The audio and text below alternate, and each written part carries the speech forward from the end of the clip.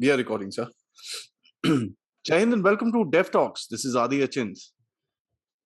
With all that is happening in the world, the tensions between opposing nations seems to be growing all around the world in every strata or every section or every continent. India and China are no different. We've been at it for the past 2 years at least in Ladakh, and China poses a huge challenge to India. To discuss this, I have with me Lieutenant General Raj Shukla, a veteran general from the Indian Army, a strategic thinker, writer, a commentator, and his last appointment was the GOC of the Army Training College. Thank you so much, sir, for joining me for this first interaction on Dev Talks, and I hope to see you very often. Certainly, Adi, great pleasure to be with you. So let's just jump right into it. You know, the Chinese fight with India, apart from it being military, it is also in multiple other domains.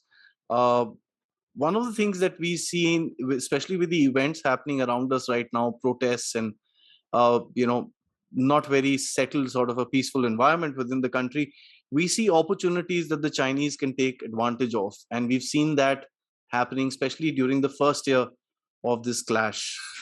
How do you think the Chinese plan for such eventualities? Do they have a setup to deal with such things, and how do we in India deal with it, sir? Yeah, okay, Adi. So let me just give you first of all a peek into the Chinese worldview as I see it. So, how do the Chinese look at the world? And within that frame, how do they look at India? That is, I think, the first step in a very significant metric to judge their, shall I say, strategic military posture or poise. See, this question that is often raised in India is that the Chinese are not 10 feet tall. I agree. They are not 10 feet tall. They are 4.5 feet tall. And I think genetically they are about that height, 4.5 to 5 feet. Man to man, we have demonstrated the same on numerous occasions. You take Nathula, what General Sagat did, Sumandrang Chu under General Sundarji and General J.M. Singh, Doklam, even Kailash. We have proved that there will be costs to pay for any aggression. And they know it. The signaling is very firm. If you ask me, after the few initial missteps, the rebalancing that we did was a very swift build-up. It took a great deal of, shall I say, planning, effort, and we were pretty swift in our response. The way we did build up infantry formations, met forces, artillery, reserves, infrastructure. And it demonstrated, as I said, that there is a resolve and there'll be costs to pay. So that message has gone down along the LAC, shall I say, from soldier to soldier or from commander to commander. But in my view, the Chinese challenge lies beyond of rebalancing. It lies in the wider strategic military zoom. It lies in the technological curveball. You just see in the subsequent discussion, I will give you examples of the great, shall I say, resolve, far-sightedness with which they, plow down this technology path. Those examples are really bewildering. And so what has happened is that their economic zoom, 10% over 4 decades, so now they seem to be in some trouble, has also translated into a military gallop, which lies beyond the LAC. And if we don't act with speed, urgency, and wisdom, this 4.5 feet Chinese becomes 6 feet tall. It is in that larger strategic military realm we start seeing the effects along the LAC. And I'll just tell you, in terms of 3 metrics. Now look at ideation. It is commonly understood or it is commonly believed that, they execute better. India cannot execute because it's a democracy. All that is understood. But what if I argue that they even ideate better? In the 1980s or so, I'm told Premier Deng said that, so what if the Middle East has oil? We have rare earths. And when they were nobody, they started working on rare earths. And today, when rare earths are pretty important to digital combat, they lead in rare earth processing globally. Look at their way, you read, PLA has launched a global hunt for talent. So they've opened recruiting stations in Auckland, Zurich, this, that, and the other. They pick up the best brains in quantum and blockchain, get them into the PLA. And if you see, I'm told over the last 2 years, they have, or last 4, 5 years, they have got some 2,000 of the best brains in STEM into the PLA and allied disciplines. And so, what it is, this global hunt for talent is also translating into what people call knowledge transfer. See, whenever we talk of TOT, technology transfer, it is just blueprint. But knowledge means you get the blueprint, you get those brains which have worked on it, you understand the deeper nuances, and so you are likely to get to military solutions much faster. Now, on the admission of the Americans admit that in AI, which is the next game changing technology, in 5 metrics, 5 key metrics, the Chinese are ahead. Chinese are ahead.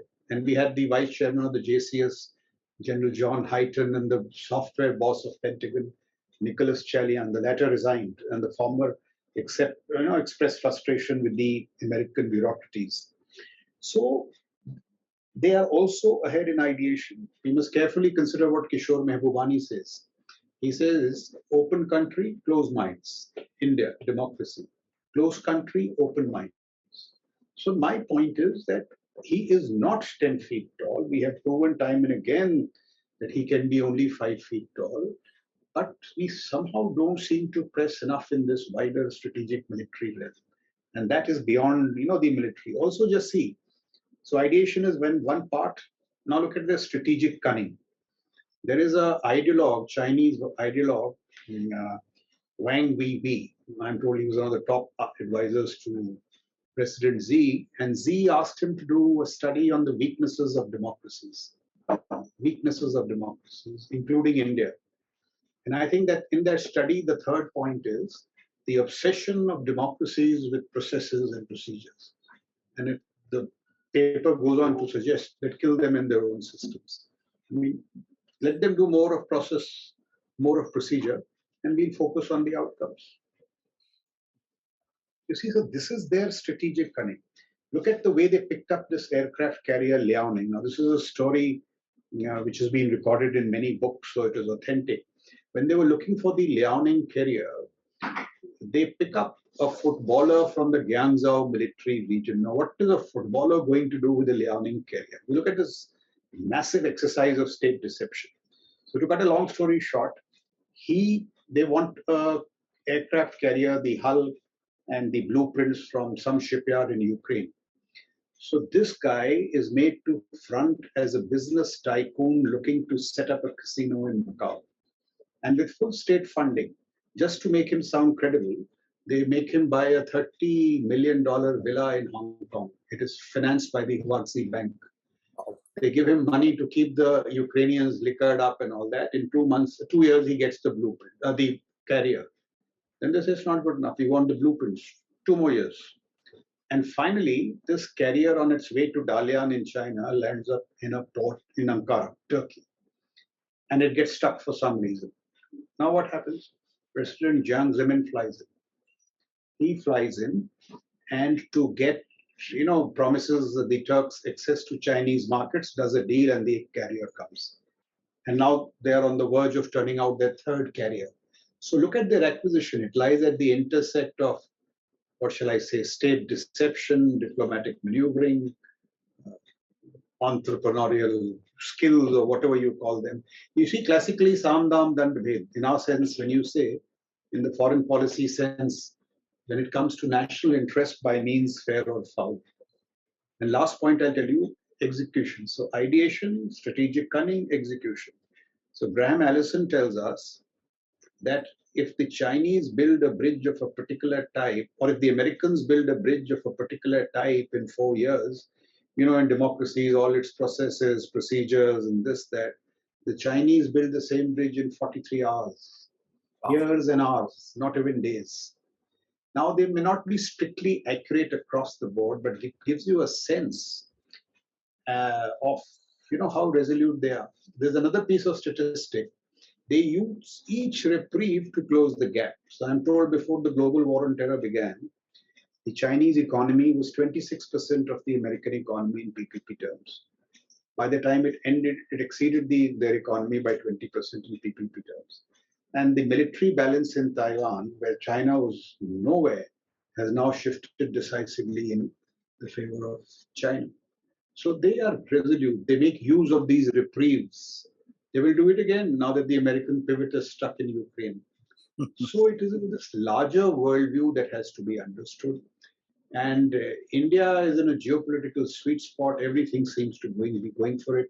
But if we can do these things, which will really need, civil military fusion, and that is why the Agnipath scheme is also good in my view, because it's the first step in civil military fusion. Civil military fusion. So this is something about the Chinese that I thought was interesting and deep enough to be shared. Actually, sir, I'd like to take up the civil military fusion with you. And this is something that I see, if I may quote a little history, the earliest examples of civil military fusion were in the Nazi Germany when they basically made these passenger aircraft that could just readily be converted as bombers, and they, put it out because the world had sanctions against them not to make offensive weapons. The Chinese have actually got it down to an art where we are still talking about conceptualizations. Uh, that causes a big advantage to the Chinese. How do we even begin to kind of push ourselves forward, think Atmanirbharta with a defense as a pivot? How do we do this? Because that to me is the answer. Would you agree first and foremost, and how do we do it, sir? Absolutely. Absolutely, I agree. And let me give you some other imagery. Sir. So, our cultural texts tell us, or they suggest to us, that if you fuse uh, Saraswati, which are centers of learning, with Lakshmi, which are centers of wealth creation, like business, wealth creation, with Durga, instruments of power, that is civil military fusion, classic civil military fusion. Now, the surprising thing is, where is it happening? It is happening in USA, it is happening in China, it is happening in Israel, it is happening in Turkey.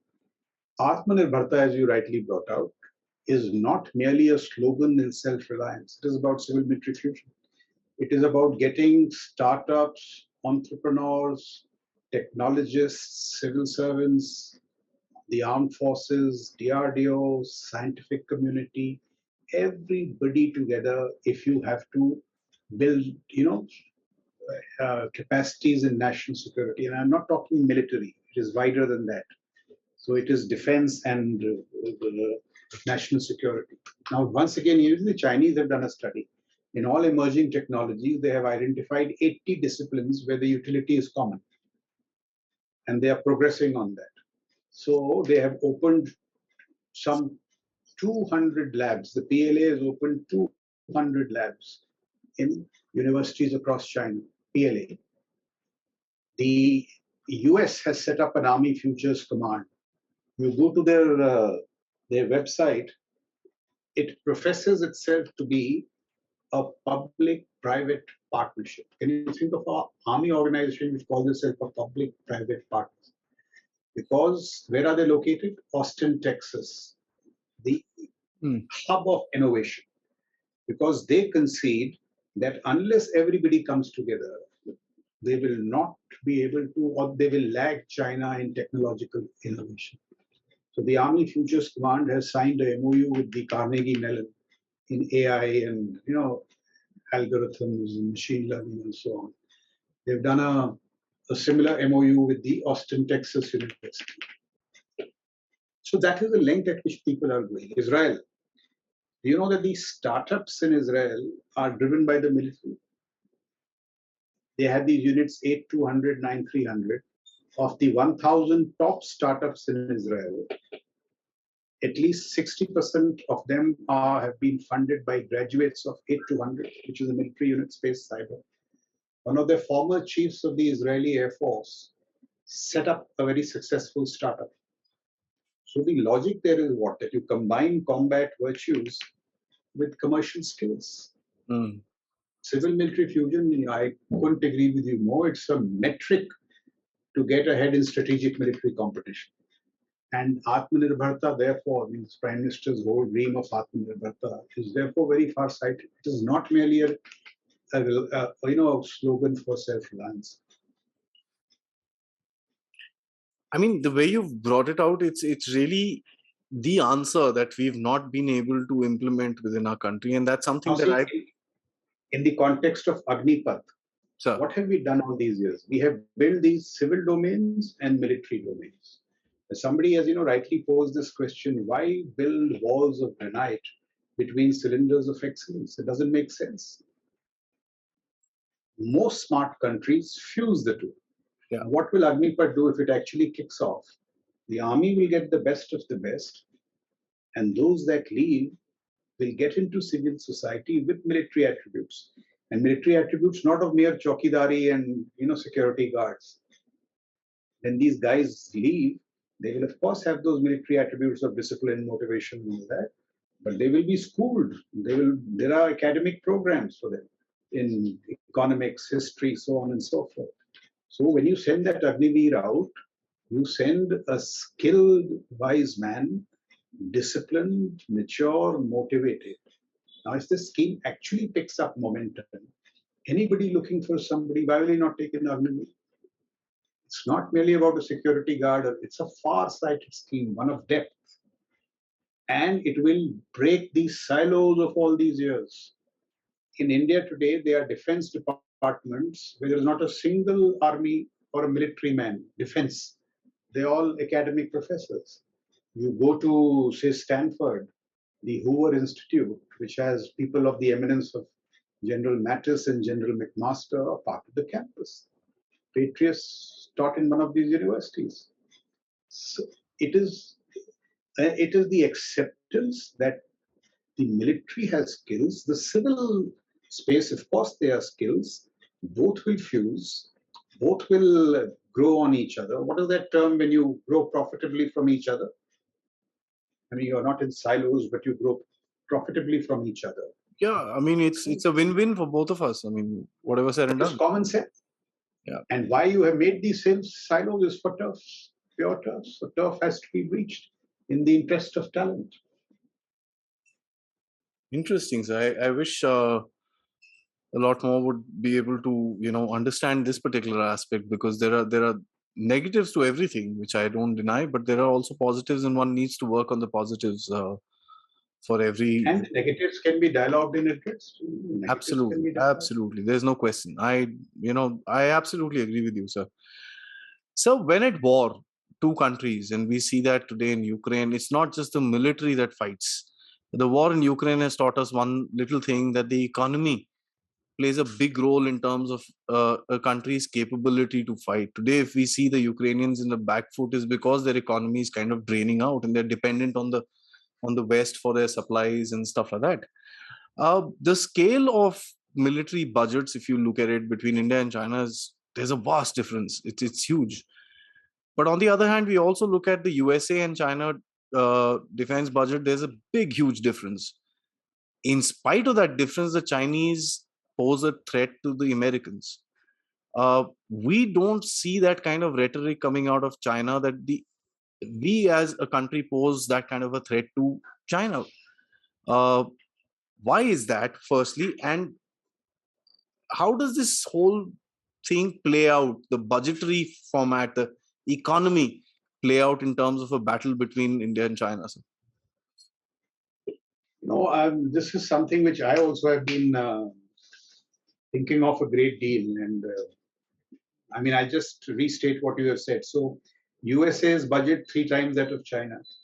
And yet, the PLA or the military system of China is causing displacement anxiety in the Americans. I gave you the example of General Hyten and Nicholas Chalian, and the Americans are worried. 2 successive CNCs of IPACOM have said that they cannot penetrate the first talent chain. They need to restore status quo ante, they will need to go to war, and so on and so forth. Now, why, when China also's budget is 3 times that of ours, why do we not cause similar displacement anxieties? So while budgets are important, if you do not restructure in allied domains, if you don't get joint, and see, joint is a one-word descriptor, but to create a joint force, it takes 3 decades to create it. Yeah. Hmm. If you are not technologically enabled, another 3 decades. If you are not calibrated, optimized, Agnipath, another 3 decades. If you are not ready, Russia seemed to be a formidable military. Western analysts described it as the 21st century military in Europe. All that was happening as long Putin was fighting in the gray zone. He was winning when he was not fighting. When he began to fight, so readiness. So the point is that if you do not restructure an allied domain, if you carry out no HR reforms like Agnipath, if you don't get no theater commands, if you don't digitize these theater commands, today there's whole transition to digital combat. Network centric, yes, sir. Within budgets, within the same budgets, can you maximize? Of course you can. I'll give you a small example of Agnipath. So today we have these luxurious training modules of the British here.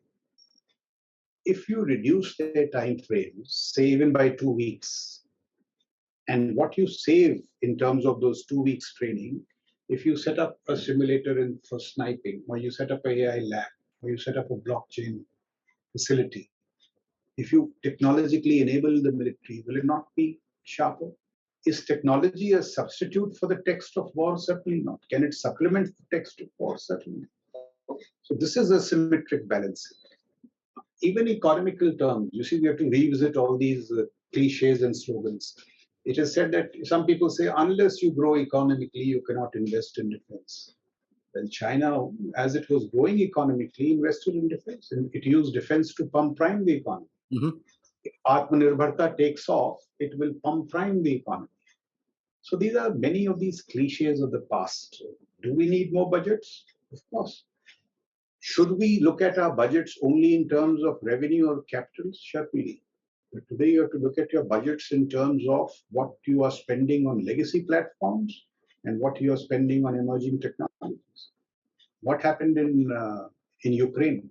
Legacy platforms, the tank, the Moskva, and the Su-30 pitted against a suite of emerging and small technologies embedded in the Javelin, the Stinger, and the Neptune.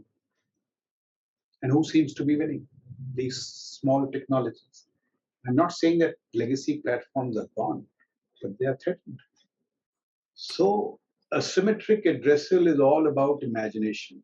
Imagination in the operational space, in strategizing, in technologies, and in your worldviews. So we could do far better when it comes to a symmetric addressal of China through imagination in all these realms, just as the Chinese are doing vis-a-vis the Americans. Oh, indeed, And the absolutely, sir.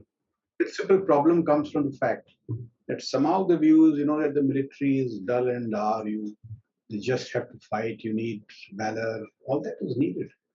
But today all militaries are innovative, they think critically, they are technologically enabled, because strategic competition or strategic military competition is just as sharp as competition is in economic statecraft. Indeed, sir. I mean, I buy that absolutely, because one of the things that we saw in the first stages of the war was the Russians shutting off the sat links to the Ukrainians, and the Ukrainians going up to Elon Musk and saying, "Listen, give us Starlink," and he did, and the entire Ukrainian army pretty much is communicating on that particular Starlink today. It's amazing how technology has helped this ragtag sort of a military, if I may put it that way, even stand up to one of the most formidable forces in the world.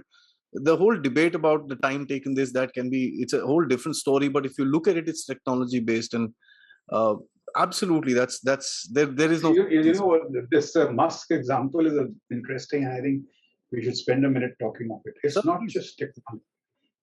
Musk is the magic of business and science. See, Musk is fascinating. Uh, he has broken his way into space, Yeah. and broken. I mean, he was not invited. Considerable opposition from the US Air Force. Mm-hmm. And see, when I was growing up, and even you would recall, space was an exclusive club of countries. Countries. He has made the country thing a company thing. I mean, the LEO satellite is what we need in Ladakh, low Earth orbit. And look at what the US Space boss says. He says those traditional satellites, those huge, large ones, are juicy targets for Chinese ASATs. We need LEO satellites. The US Space is discovering it after Musk has produced it. What does he does with the Starlink terminals? You see, they are used for strategic communications for Zelensky to talk to global councils, for street resolve, for troop motivation, and as you rightly now say, also for designating artillery fire. And they became so potent that the Russian air power started targeting. And when that happened, new codes, some codes to enhance survivability. So private sector, not only in capacity building, but war fighting. I'm told the entire cyber response of the Ukrainians was led by Microsoft. Yeah. So that is how complicated and complex war fighting is becoming, once again proving civil military fusion. Every talent, every attribute will contribute to your ascendancy. Oh, absolutely. So, small mouth, but I'd like to add one thing to your what the list that you mentioned about the wins of Ukrainian. I think the biggest win that the Ukrainians have had is the narrative war. Till now, of course, the narrative seems to be fading a little bit, but the first 2 months they were very, very strong, and that was done by civilians because they reached the public around the world. Everybody had this little, blue and yellow flag on their profiles and everything that they did, and they were able to actually reach out to almost every household across the world, and done by Instagram, Facebook, Twitter, and completely a civilian based war fighting method. So, we've spoken about a lot of things, and all of them kind of point towards advantage China. I don't want to, sound like a sounding board for China when I'm saying this, but the Chinese also have certain weaknesses that we can target as a country. And I'll take this to be this particular discussion. As a matter of fact, I just like to put it out there as a baseline to multiple discussions that I'd like to have with you with regards to China. But to begin with, as a pacifist, what would you like to see a weakness that we can look at which makes China vulnerable today? Okay, see, let's take their weaknesses, or let's examine the Chinese threat from two lenses: intent and capacity. Intent and capacity. Now, see how I look at it. I think for the first time in history, you have the world's leading economies, two of the world's leading economies. I think China is number one in PPP terms, and we are number three.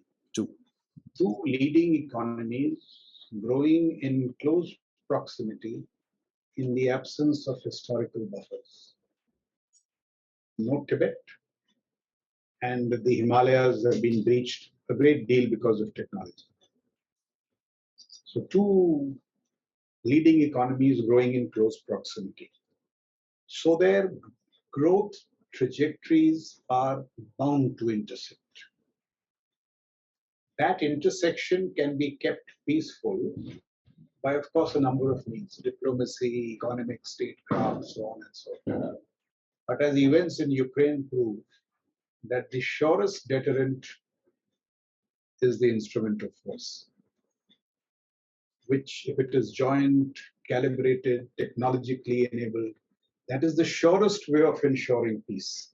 So conflict is not inevitable. It is in fact entirely preventable if we do this. But see what happens in the Chinese context. The world wastes a lot of time on Chinese intent. Will he militarize islands in the South China Sea? What will he do in Taiwan? Oh, he's, these agreements along the LAC. He has signed them. Why should he ever breach them? And you are exaggerating the Chinese threat. My simple response is that look carefully at intent, but don't waste your time speculating endlessly on intent. Because time and again, assessments on intent have gone wrong. South China Sea, Taiwan, as also along the LAC. Can you tell me one reason why he should have the brazenness with which he should have violated these agreements? And now, there's a lovely article by somebody from the ORF, Anita Gosal Singh or something. I saw it in the Hindustan Times, where she says, that deception is built into their strategic outlook and strategizing. She says, I've gone through a whole lot of Chinese literature, and there they somehow, they build this whole narrative of India not mattering in China's strategic calculus. So it is, deception of the highest order. Okay, lulling you into complacency, also trivializing you in international forum. India doesn't matter. But militarily, let me tell you, the capacity blitzkrieg that is on in the Western Theatre Command, and not, I'm not talking of minimum, capacity blitzkrieg. So, helidromes, roads, troop shelters, ammunition dumps, airfields, radars. What is all this happening if his primary orientation is Taiwan? Before Galwan, the assessment of many respected commentators in India was that the primary orientation is Taiwan. Until today, you have a lot of literature to saying that China's primary orientation. It may well be, but are there any assurances that there is no orientation this way? And if you study much of their literature, they talk of reunification. Reunification meaning Taiwan, also Tibet or Arunachal, whatever they say. 5 fingers of Tibet, yes, sir. While intent is good for debates like these, on ground, it should be pure capacity. In fact, I think General Sundarji made that statement long back, that it is for diplomats to speculate ad lib on intent. Militaries must take note of capacities, because while capacities take decades to generate, intentions change overnight. So the wisdom lies in capacity building and getting this, a very strong deterrent. Now, once you have that in place, then you can play the role of a very clever swing state. A very clever swing state having a deterrent to back you. Do you need to be hostile, or do you need to go to war, or do you need to be aggressive? No.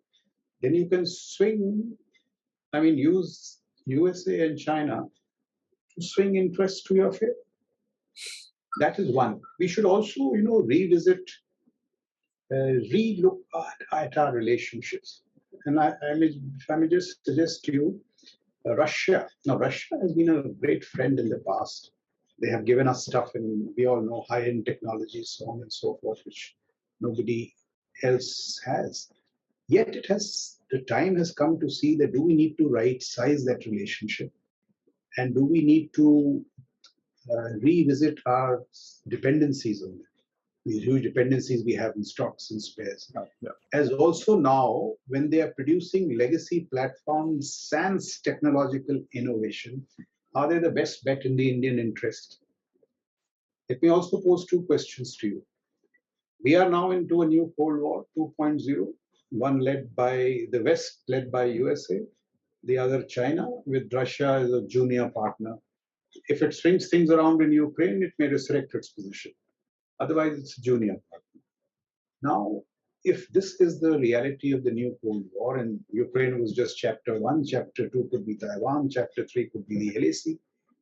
If this is a reality, and now see what could happen. If competition between China and USA tends to conflict, what is India's choice? And in a Indo-Chinese competition conflict, if push comes to shove, what is Russia's choice? So we need to do some very hard-nosed thinking. If our dependencies are so large on the Russians that they come in the way of strategic autonomy, then should we not revisit the concept of strategic autonomy? So in our strategic outlook, when it comes to relationships, when it comes to capacities, there is a lot of rethinking that we could do. Also, you see, other areas affect you very greatly. I argue, we have a huge stake in these Europeans getting strategically autonomous and strong on defense. Europe, I'm told, accounts for 25% of the world's GDP. Some of the richest countries are there. And one country, Russia, and you want the Americans to come and defend you? You can't pay for your defense. I mean, what kind of logic is this? And if you do not pay your defense for your own defense, and somebody from the Atlantic is investing in your defense, what does it do? It prevents USA from pivoting to the Indo-Pacific. And if USA cannot pivot to the Indo-Pacific, China, who is our immediate threat, grows. And the lag grows. So in that sense too, a lot of these relationships, our persuasions, diplomatic worldviews need to evolve. And I'm sure it must be happening in closed doors. Mhm. But these are some things that we need to worry about in the context of China. And if we think rightly in these domains, why can't we do a lot of stuff to make China unsteady? Indeed, sir. As a matter of fact, we see the global order and the especially the relationships between countries with their own national interests kind of shifting balance during this Ukraine war. Countries that were super friends have kind of drifted apart. Countries that were not together have kind of drifted close. The geopolitical changes are pretty fast. And And look at in Europe, look at the consequences of muddled thinking. So your energy dependence is so high that even when you wean yourself off, I'm told they wean themselves of oil and coal, the gas dependency is so high that you are in fact paying Putin to wage war on Ukraine, and therefore you're paying for you're paying the aggressor, you're paying the adversary to wage war on you.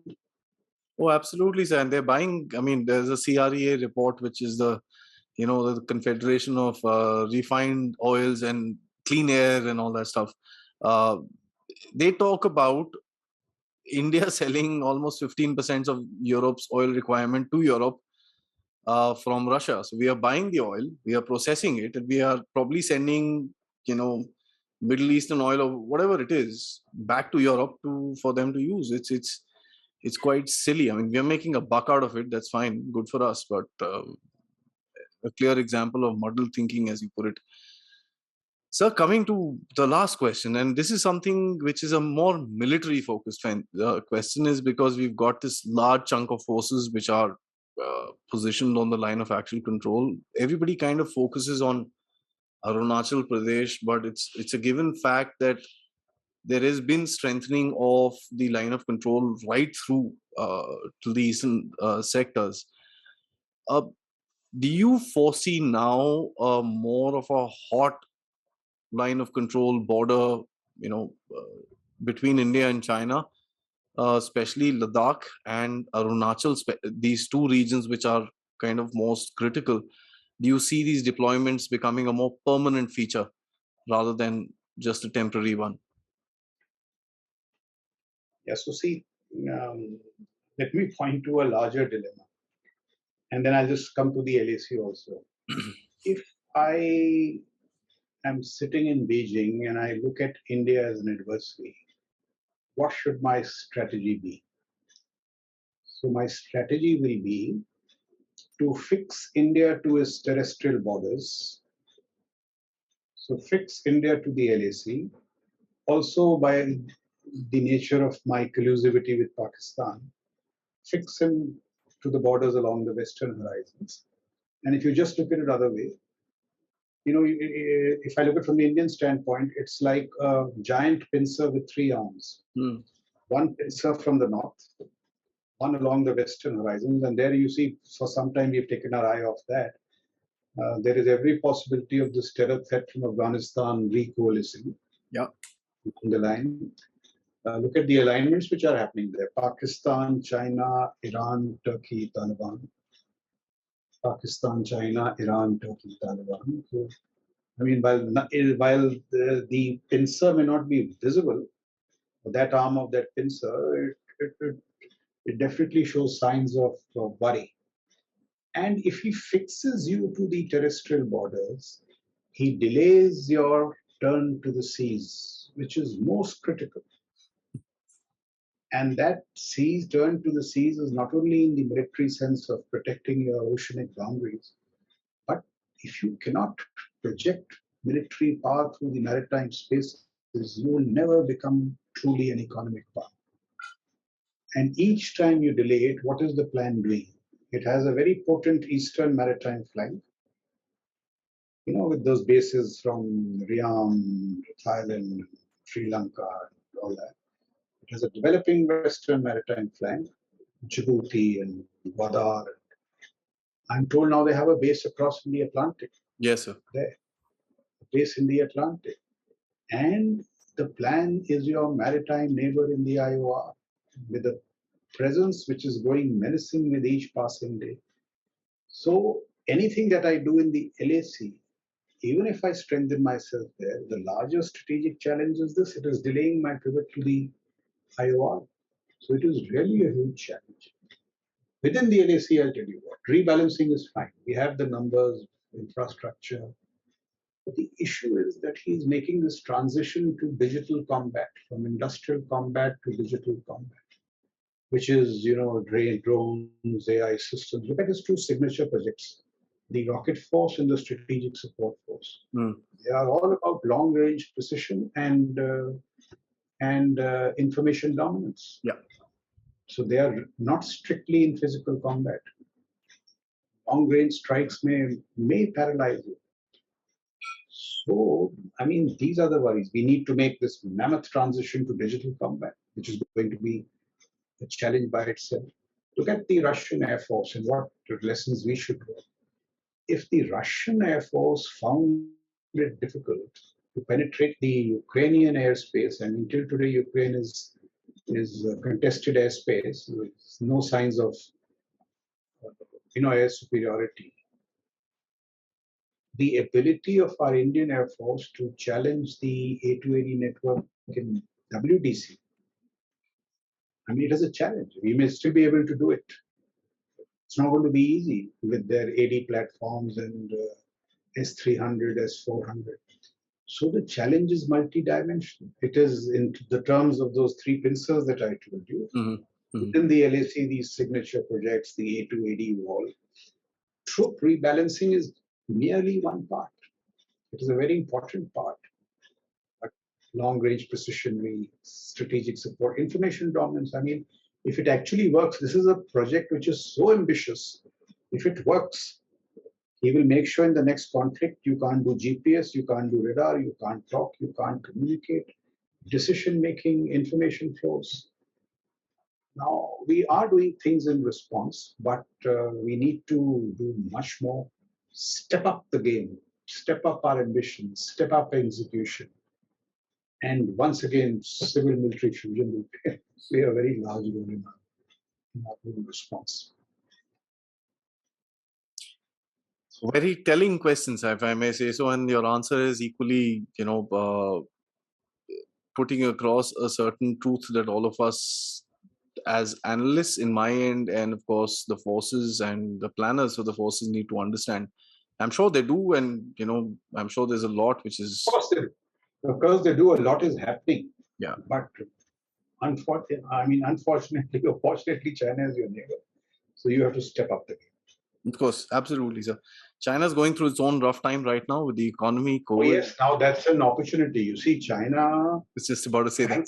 To see their economy, their growth rate has dipped below 2%, which is because he very foolishly has killed the animal spirits there. So once again, it's a huge opportunity for India. We must, just like he uses reprieves to build capacities, we must use reprieves to build capacities. That would be the wise thing to do. Absolutely. I think that's a pointed answer to the second last question as well, wherein what are the opportunities that India should look for within China, because this situation is not going to go off for China for in a short period of time, because COVID is you have to stay for a little bit at least, uh, and they've got vulnerabilities. You said, what could we do? I mean, we have built a vaccine of global efficacy in 12 months. Yeah, The Chinese still don't have a vaccine. So when we want to do stuff, we can do great stuff. If we can do this in the scientific realm, we can surely do it in the military realm. absolutely, sir. I think one of the things, and by a couple of your answers, I'm going to derive this, that in India we have kind of uh, derailed ourselves of a thought process that we can do it. We get quite surprised when we do big things, and we are like, "Oh, really? We've done it!" It's not something that we are proud of. We are more surprised than rather than being proud, and that's something that, to a large I'll tell extent, you, that's a very interesting question. sir, And I think we could end with that. sir, See what the Chinese have done. They embrace the best from the West, modern practices from the West, but they combined it with their civilization wisdom. Civilization, Sun Tzu, Confucius. We, I think, forgot the depth of our civilizational texts. I'll give you two examples. sir. One is with regard to where you should place the instrument of force in your strategic outlook. I think Mr. Shiv Shankar Menon makes this point very often. But look at what Chanakya says in response to this question. He says, अगर शास्त्र को भूलोगे तो अपनी संस्कृति खो दो, अगर शस्त्र का त्याग करोगे तो राष्ट्र ही खो दो. So if you forget the instrument of force, why do we need to turn to Kissinger, Nortanthu, and Meisheimer for realist interpretations if we need? Look at diplomacy. I'll give you two examples and I'll wind that up.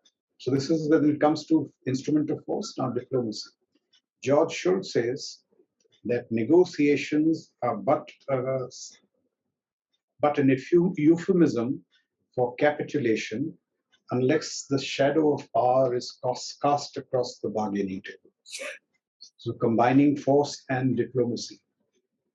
Our case, Guru Tegh Bahadur says, bal hoye, bandan chhute, sab kuch lage upay. Meaning, when strength accrues, shackles snap, every move seems a stratagem to the adversary.